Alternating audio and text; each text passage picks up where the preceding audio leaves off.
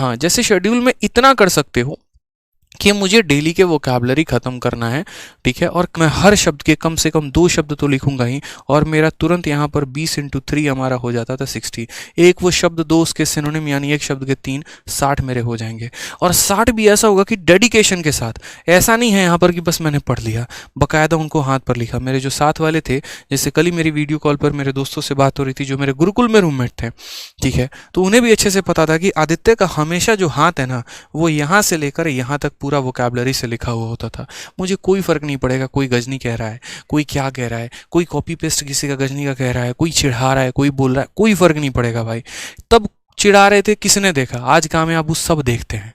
फर्क यहाँ पर यही होता है। मैं ये बात मनी मन अपने आप को कहता था, 4 लोग अगर तेरे को उल्टा कह रहे हैं तो कल के दिन 4 लाख लोग तेरे लिए पॉजिटिव भी बोलेंगे। तो अब तेरे को डिसाइड करना है कि 4 के पीछे भाग जा या वो 4 लाख के पीछे भाग जा, ठीक है। तो मुझे अपने काम से मतलब होता था, मुझे कोई फर्क नहीं पड़ता था कि लाइब्रेरी में मैं यहाँ लिख के जा रहा हूँ तो लोग क्या कहेंगे क्या नहीं कहेंगे, किसी को समझ भी नहीं आएगा। किसी को लगा लड़की उड़की का नाम लिखा है, शायरी वायरी लिखा, हाँ भैया एकदम वही लिखे हैं, आप सही जा रहे हैं, एकदम बहुत सही जा रहे हैं, प्यार में हम बहुत पागल हो चुके हैं, उसके लिए हम शायरी लिख के जाके उसको दिखाएंगे, देख तेरे लिए शायरी लिख के लेके आया हूँ, ठीक है, हाथ भी कटवा दे रहे हैं बोलो तो यहाँ पे। तो जिसको जो सोचना है सोचने दो, कोई फर्क नहीं पड़ता।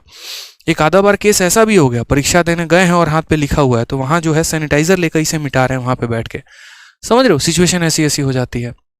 तो डिपेंड करता है कि आप अपनी चीज़ों के लिए कितना ज़्यादा डेडिकेटेड हैं। तो वो कैब का मेरा अलग ही लेवल का पैशन होता था, मुझे करना है तो करना है, समझ रहे हैं, ठीक है। तो पैशनेट होना बहुत ज़रूरी है यहाँ पे। तो वो कैब में आप डिसाइड कर लो 20 साइनो हो गया, फिर उसके बाद जो है यहाँ पर पढ़ना शुरू करो, फिर 20 वन वर्ड हो गया और 20 इडियम्स हो गए, फिर उसके बाद इसी तरीके फ्रेजल वर्ब्स हो गए, आपने यहाँ तरीका अपना लिया है। उसके बाद आप यहाँ पर ये डिसाइड करो कि ग्रामर कम से कम डेली मुझे 1 घंटा करना ही करना है। ये बहुत ज़रूरी है यार ग्रामर का करना। ये 1 घंटे अगर आपने नहीं किया ना तो बहुत दिक्कत होगी। क्यों? क्योंकि देखो चैप्टर वाइज तो एरर हर कोई लगा पाता है।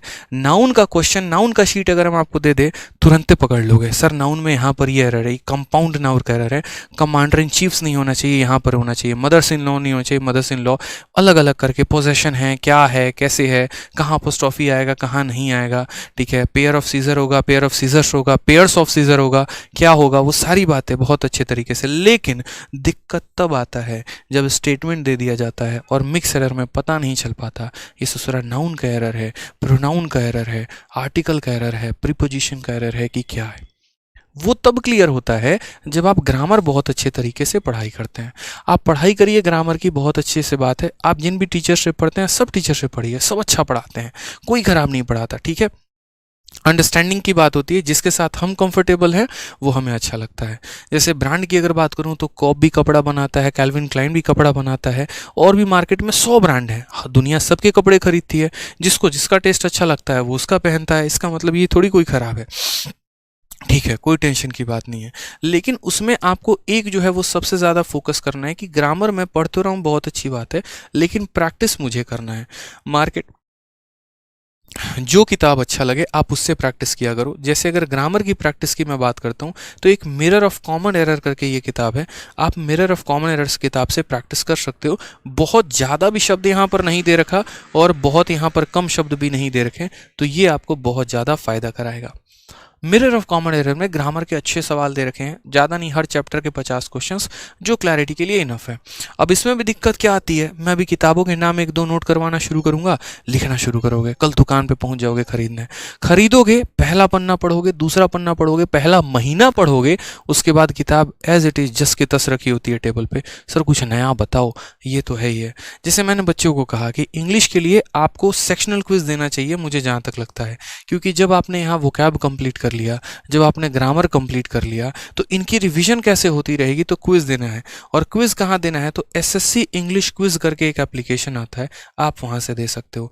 एक बार मैंने यूट्यूब पर बताया, कुछ नालायक बच्चे तो ऐसे हैं जिनको क्या ही बोलो, पता नहीं ब्रह्मांड के कौन से ग्रह में जी रहे होते हैं, ठीक है, और पहुँच जाते हैं। आपका अपना एप्लीकेशन है, प्रमोट कर रहे हो, अरे भाई दूर दूर तक इससे मेरा कोई मतलब नहीं है। जब तैयारी कर रहे थे ना उसके पहले का एप्लीकेशन है, तो मेरा कौन सा फूफा का एप्लीकेशन है यहाँ पर ये कि मेरे को कौन सा प्रॉफिट मिलने वाला है। कोई बात तुम्हारे फले की बताओ तो पहले तुम लिखना शुरू कर दोगे।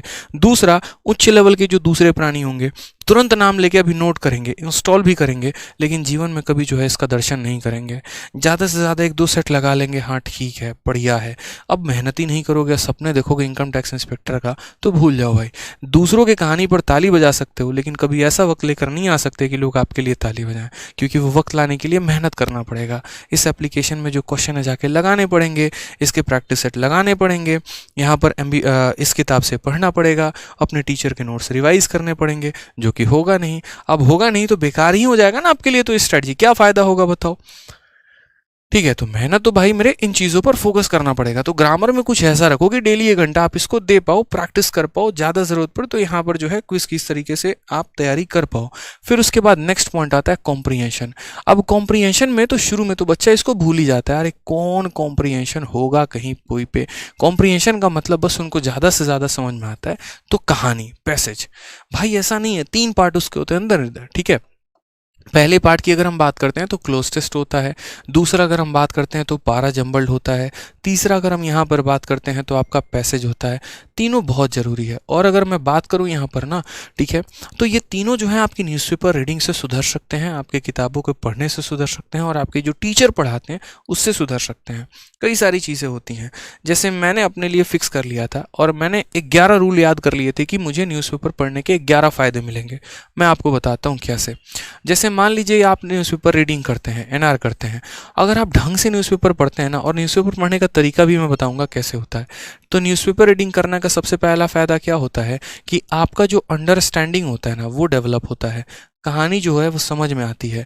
ठीक है, अब इसका फ़ायदा मैं बताता हूँ। मान लीजिए यहाँ पर कल के दिन आप किसी बड़े पोस्ट पे नियुक्त हो जाते हैं और आप अपने ऑफिस जा रहे हैं, सामने न्यूज़पेपर रखा हुआ है, पढ़ना नहीं आ रहा है और दूसरा वाला पढ़ रहा है, आपको इतना बेइज्जत महसूस होगा ना जिसकी कोई बात नहीं है।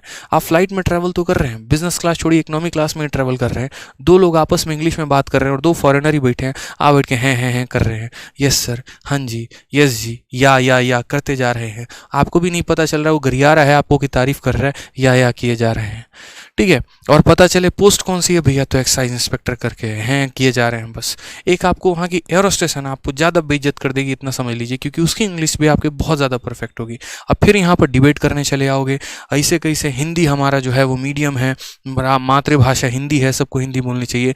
अगर हिंदी है तो जाके देखो थोड़ा डिपार्टमेंट में कि जितने भी लेटर आते हैं ना, आपका कॉल लेटर भी आता है, कुछ भी आता है, कोई भी नोटिस आता है तो इंग्लिश में आता है, इसीलिए इंग्लिश को सबसे ज़्यादा तवज्जो दिया जाता है कि पढ़िए। क्यों? इंटरनेशनली एक्सेप्टेड है। भारत में डिबेट कर लोगे, क्यों? क्योंकि यहाँ डिबेट बहुत अच्छा लगता है धर्म के ऊपर, ठीक है, डिबेट यहाँ पर लगता है भगवा रंग के ऊपर, डिबेट बहुत अच्छा लगता है अदर चीज़ों के ऊपर, क्योंकि हम मेहनत कम करना चाहते हैं, भाषण ज़्यादा देना जानते हैं। आप जाओ ना अमेरिका में जाके डिबेट करो, क्यों ये मुझे लेटर दिया गया है इंग्लिश में, मेरी राष्ट्रभाषा हिंदी है, हिंदी में हमें दीजिए। आपकी जर्मनी में पोस्टिंग होगी, आप बोल लीजिए वहाँ पर जाके, हिम्मत है अगर तो, कि हमें हिंदी में ये टाइप करके दीजिए, फिर हम आपका हिम्मत मान जाएंगे। अपने घर में आप शेर हैं, बाहर में आप एकदम दुबक के रहेंगे। अब या तो अनपढ़ जाहिलों की तरह जाके वहाँ बिहेव करिए जैसे बैठ के कि हाँ मिनिस्ट्री ऑफ एमईए में लग तो गए हैं आप, वहाँ पर एएसओ तो है भी, लेकिन वहाँ पर इंग्लिश नहीं पढ़ने आ रही है, बैठ के देख रहे हैं, अरे भाई पढ़ के बताओ ना रे क्या लिखा हुआ है। तो वो सिचुएशन ना आए जिंदगी में, इसीलिए यहाँ पर पढ़ना पहले ज़रूरी होता है, तो अंडरस्टैंडिंग बहुत ज़रूरी है। ठीक है, नहीं तो यहाँ पर मुकालात करने में देर नहीं लगेगा अगर चीज़ें समझ में नहीं आई तो। दूसरा यहाँ पर फ़ायदा ये भी होता है न्यूज़पेपर रीडिंग से कि करंट अफेयर जो होती है वो आपकी बहुत बेहतर होते चली जाती है। ठीक है, तीसरा यहाँ पर जो ये जितने PQRS आप पढ़ते हैं ना, ये आपका यहाँ पर पैसेज से क्लियर होते चला जाता है। मान लीजिए कोई ये घटना हुई, उसके बाद दूसरा लाइन, उसके बाद तीसरा लाइन, उसके बाद चौथा लाइन, तो एटलीस्ट आप रेट कर पाते हो कि भाई ये चल क्या रहा है। PQRS कैसे होता है, 4 सेंटेंस दिए गए होते हैं और उनको रिलेट करना होता है, पहला कौन आया, दूसरा कौन आया, तीसरा कौन आया, चौथा कौन आया। जैसे कभी भी किसी भी सेंटेंस में हाउएवर आ रहा है तो समझ लो वो लास्ट है, दिस आ रहा है यानी ये प्रोनाउन है तो उसके पहले किसी नाउन का जिक्र हुआ होगा, तो पहले नाउन आया होगा उसके बाद वो प्रोनाउन आया होगा। ऐसे कई सारे सेंटेंस होते हैं। एंड से अगर है मतलब ये पहला सेंटेंस कभी नहीं हो सकता है, हमें यहाँ पर कॉन्जुगेट पेयर ढूंढने पड़ते हैं कि पी के बाद पक्का यही लाइन है, क्यों ही है जो इसका पेयर है, तो मुझे PQ के साथ लाइन देखना है कि कौन सा लाइन PQ आ रहा है। तो ये सारे तरीके होते हैं जो आपको यहाँ से क्लियर अप करने को मिल जाते हैं। तीसरा अगर हम बात करते हैं तो कॉम्प्रीहेंशन की बहुत अच्छी, एक पैसेज की जो है बहुत अच्छा यहाँ पर अंडरस्टैंडिंग होता है, तो आपका यहाँ पर PQRS भी बहुत अच्छे से क्लियर हो जाता है, आपका यहाँ पर क्लोज टेस्ट भी बहुत अच्छे से क्लियर हो जाता है, और आपका यहाँ पर पैसेज भी बहुत अच्छे से क्लियर हो जाता है। अब यहाँ बात आता है और भी कई सारे फायदे हैं ये मैं लेटर ऑन गिरवाना शुरू करूँगा। जैसे मुझे जो बहुत अच्छा लगता था, जब हिंदू के एडिटोरियल पेज को उठाऊंगा तो मुझे उस एडिटोरियल के लिखे शब्द अच्छे नहीं लगते थे, उससे कई गुना ज़्यादा मैं उन चीज़ों को समझ पाता था जो उस एडिटोरियल में नीचे अलग अलग लोगों के लिखे गए विचार हैं, व्यक्त हैं। कहा जाता है जैसे उसमें क्या होता था कि द हिंदू जो है वो अलग अलग लोगों के विचारों को भी उसमें लिखता है, ठीक है। जैसे मानो चेन्नई के कोई फलाना कोई पर्सन है, नॉर्मल सा गवर्नमेंट जॉब बंदा कर रहा है, कहीं भी कर रहा है, उसने किसी मुद्दे के ऊपर अपना विचार लिखा, उसकी इंग्लिश मुझे बहुत अच्छी लगती थी, वो मैं पढ़ता था वहाँ पे, ठीक है। अब पढ़ने का मेरा तरीका क्या होता था भाई, मुझे भी पता है कि मोदी जी और एक तरीके से किसी और के बीच में क्या डील हुआ मुझे ज़्यादा नहीं पता, लेकिन मैं मान लो कि क्रिकेट देख रहा हूँ। अब क्रिकेट देख रहा हूँ तो इतना तो पता है कि विराट कोहली ने कितना रन बनाया, इतना पता है यहाँ पर कि कल मैच भारत जीती है, इतने रनों से जीती है, ये रहा।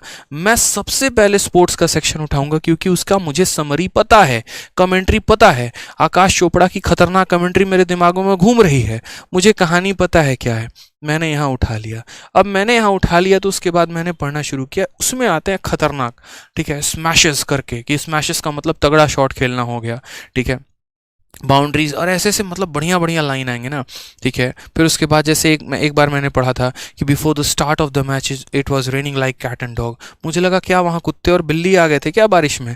फिर मैंने सर्च किया, अच्छा raining like cat and dog का मतलब होता है मूसलाधार बारिश होना, खतरनाक वाली बारिश होना। तो ऐसे ऐसे शब्द मुझे बड़े अच्छे लग रहे थे, तो मैंने वहाँ पर भी बैठ के नोट्स नहीं बनाए, अंडरलाइन कर लिया अपनी चीज़ों को लेकर कि हाँ ऐसा होता है, इंपॉर्टेंट बातें ज़्यादा से ज़्यादा मैंने नोट कर ली। तो ये फ़ायदे हो जाते हैं, तरीका होता है। रोज़ के रोज़ न्यूज़पेपर नहीं मंगाना, एक ही दिन मंगाना है। आज कोई एक पन्ना पढ़ लो, कल कोई दूसरा पन्ना पढ़ लो, परसों कोई तीसरा पन्ना पढ़ लो, इस तरीके से करके कम समझ में आए नॉवल उठा लो। अब नॉवल भी ऐसा वाला नॉवल नहीं उठाना है 3 मिस्टेक्स इन माय लाइफ, उससे कुछ बहुत बड़ा चेंज नहीं आने वाला है, ठीक है। कि बैठ के 3 मिस्टेक्स पढ़ रहे हैं, पता चला इंग्लिश गया तेल लेने, यहाँ पे 3 मिस्टेक पढ़ोगे उसने जीवन में, वो 3 मिस्टेक कौन से किए, ठीक है। तो वो नहीं करना मेरे भाई, यहाँ तरीका देखिए आप, सही चीज़ों को है ना, सही चीज़ों के पीछे भागे ज़्यादा बढ़िया है, ठीक है। किसी ने कहा यहाँ पर इंग्लिश मूवी देखने से इंग्लिश बहुत अच्छी होती है, लो सर्च कर रहे हैं इंग्लिश मूवी कौन सी है बढ़िया, और इंग्लिश मूवी के चक्कर में यहाँ पर एंजेलिना जोली के पास चले गए हैं और देख रहे हैं हाँ यार इसके डिम्पल बड़े अच्छे हैं, चाहे जो भी हैं, गया इंग्लिश तेल लेने। तो वैसे नहीं होता है यार, आप थोड़ा सा जो है ना अपने आप को बहुत बार बहुत ज़्यादा रिसोर्सेज के चक्कर में अपने आप को और गड्ढे में डालते चले जाते हैं, वो काम मत किया करो आप लोग यहाँ पे, ठीक है। तो इस तरीके से जो है यहाँ पर आप अपना वोकैब का अपना शेड्यूल कर लो, ग्रामर अपना शेड्यूल कर लो यहाँ पर कि हाँ वोकैब भी हमने कर लिया, ग्रामर पर भी अच्छा खासा फोकस कर लिया, छोटी छोटी चीज़ों का हर स्टेप पर ध्यान रखना है, ठीक है।